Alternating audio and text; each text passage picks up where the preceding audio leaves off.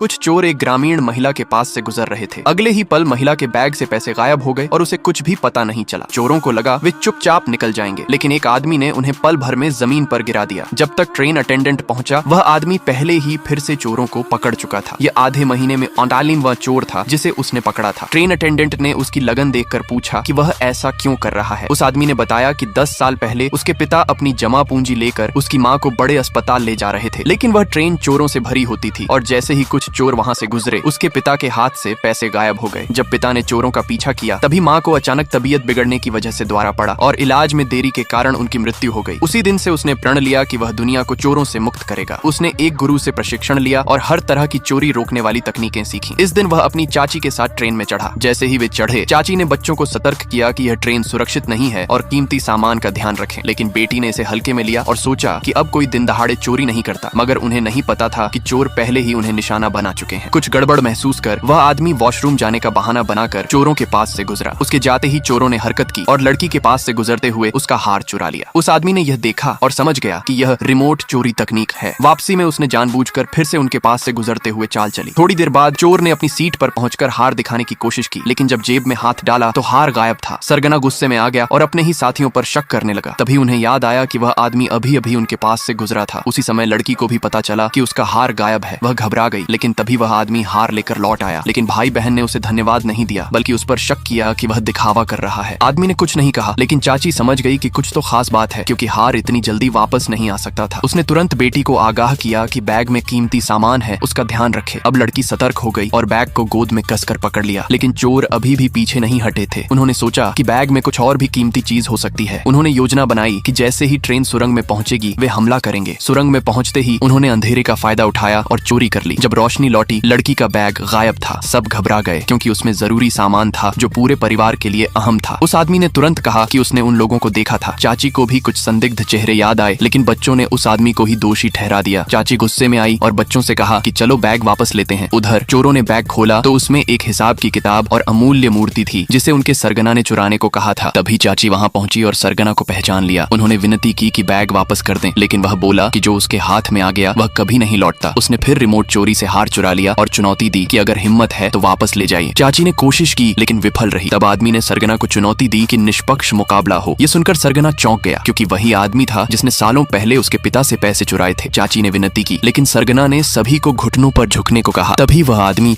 बस हाथ बढ़ाता है और हार उसकी हथेली में गिर जाता है। इसका पार्ट 2 चाहिए तो कमेंट में जल्दी से लिखो पार्ट 2, और चैनल को सब्सक्राइब करना मत भूलना।